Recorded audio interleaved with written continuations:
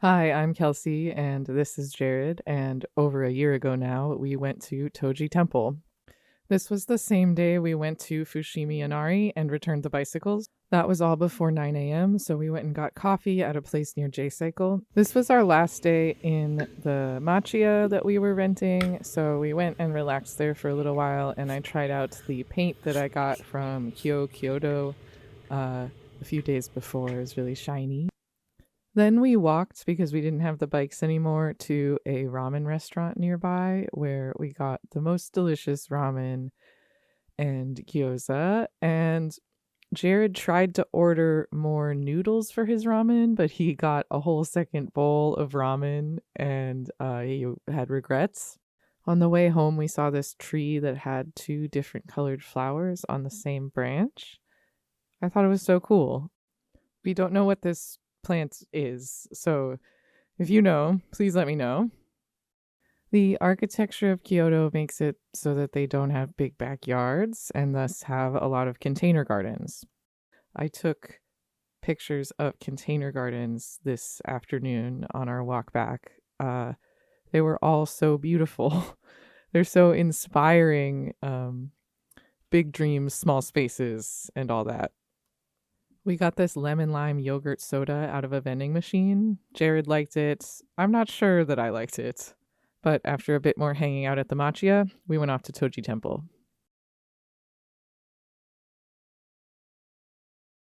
It was a very straightforward walk to Toji Temple. Toji Temple was founded in 796. This footage is really crazy. I don't know if I was trying to avoid filming people or something. I think it cost 500 yen each for us to get in. This entryway is free, so you could just come here and see the temple from a distance. The temple's claim to fame is its 5-story pagoda, which you can see in the distance here behind that tree. Jared got some nice pictures of it from here, but I was very distracted by the ducks.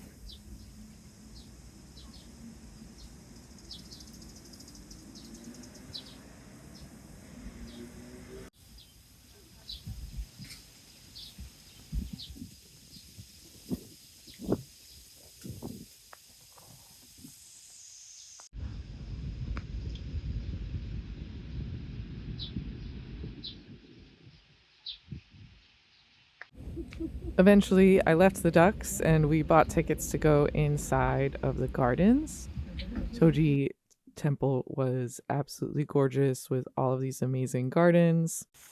Of course, the tallest wooden tower in Japan steals the show, though. It was the end of the day and we were worried about the temple closing, so we went straight to the pagoda and went inside.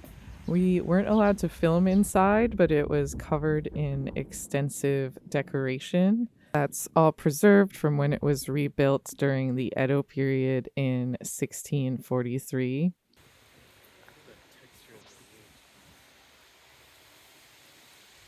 Yeah, it's like water. The architecture was just insanely impressive, especially considering it's built in the same style as when it was originally built in the 9th century. It has been destroyed and rebuilt 4 times total. It was lost to fire several times. It was never lost to earthquake, as each of these stories are constructed as separate entities that allow it to shake safely in the event of an earthquake. Obligatory in front of Toji Tower shot. We continued on to see the other 2 buildings that we had access to before the end of the day. The Kondo, which is like the main hall and had this huge Buddha in there. It's actually a Yakushi Buddha, which is a medicine Buddha, so Buddha for healing. We were not allowed to take pictures in either of these buildings. The original 9th century Buddha was lost in a fire of 1486. The Buddha we saw in there was a replacement from 1603. The Kodo housed more 9th century sculptures. These were original, some of them. Apparently, these were commissioned and or carved by Kukai, an important figure in Japanese Buddhism. He was a monk who founded Shingon Buddhism. The emperor gave him this temple in 823, and he converted it into the center of Shingon Buddhism. They were restoring this ancient weeping cherry tree. This thing was absolutely huge. I loved it, covered in scaffolding. This must be absolutely amazing during cherry blossom season.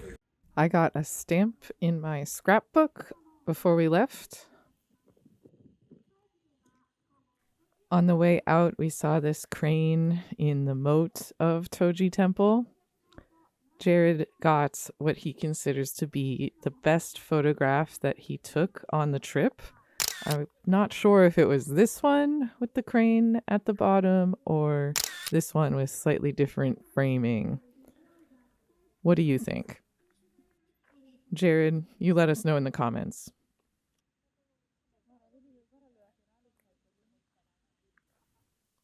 Toji Temple was a huge highlight for us on this trip. We thought it was so cool to finally go and see this tower that we had seen from a couple different high spots on our trip around Kyoto so far. It was totally worthwhile. The statues were amazing, and the tower itself is incredibly impressive. It was our last day in the Machiya, and we really just wanted to relish it, so we went home and we ordered in food. It was delicious, and it was nice to just hang out in the Machiya and take it easy. In the next vlog, we leave the Machiya and we go explore Gion. See you then.